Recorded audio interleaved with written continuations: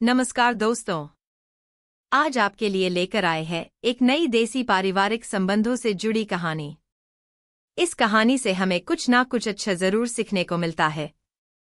तो चलिए शुरू करते हैं। अच्छा, क्या उपलब्धियां रहीं? माँ, विशेष उपलब्धि तो इस वर्ष की यह रही कि मेरा मेडिकल में चयन हो गया। अब मैं संकल्प करूंगी कि मेरा कैरियर इतना ही अच्छा रहे, अच्छे नंबर आते रहें हर परीक्षा में।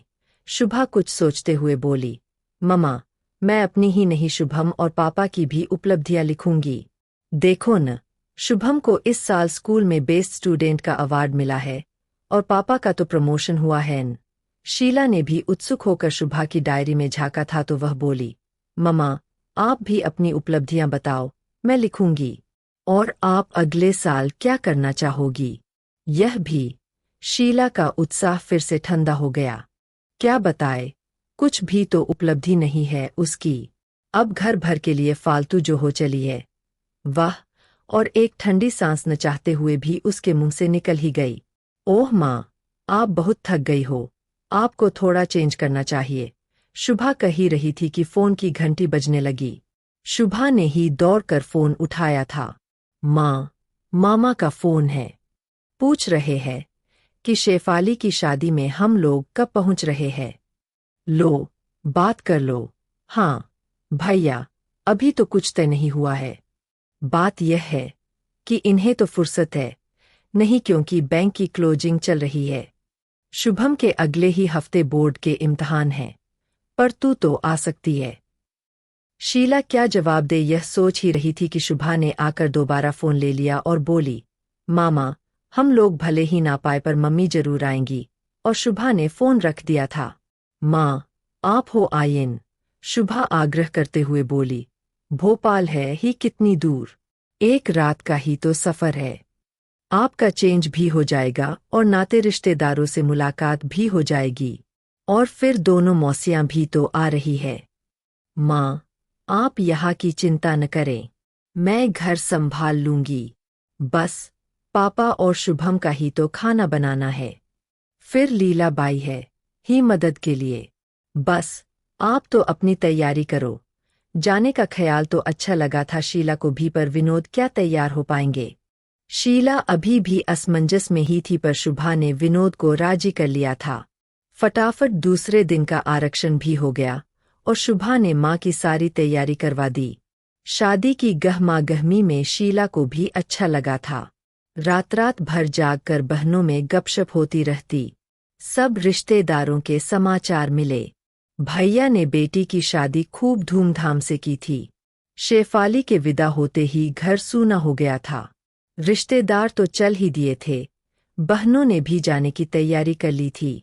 भैया, मुझे भी अब लौटना है, शीला ने याद दिलाया था। अरे, तुझे क्या जल्दी है? शोभा और शशि तो नौकरी पेशा है, उनकी छुट्टियां नहीं है, इसलिए उन्हें लौटने की जल्दी है, पर तू तो रुक सकती है। भैया ने सहज स्वर में ही कहा था, पर शीला को लगा जैसे किसी ने फिर कोमल मर्म पर चोट कर दी है। सब व्यस्त है, वही एक फालतू है। वहां भी सब यही कहते हैं और यहाँ भी। भैया के बहुत जोर देने पर वह 2 दिन रुक गई, पर लौटना तो था ही। बेटी वापस जाएगी। शुभम पता नहीं ढंग से पढ़ाई कर भी रहा होगा या नहीं। सब कुछ भूलकर उसे भी अब घर की याद आने लगी थी। स्टेशन पर सभी उसे लेने आए थे। माँ, बस दादी नहीं आ पाई आपको लेने, क्योंकि वह अभी यहाँ नहीं है, पर उनके 2 फोन आ गए हैं और वे जल्दी ही वापस आ रही है। कह रही थीं कि मन तो बड़ी बहू के पास ही लगता है। शुभा ने पहली सूचना यही दी थी।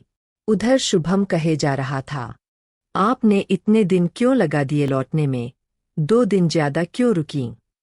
अच्छा, पहले घर तो पहुंचने दे। शीला हंसकर रह गई थी।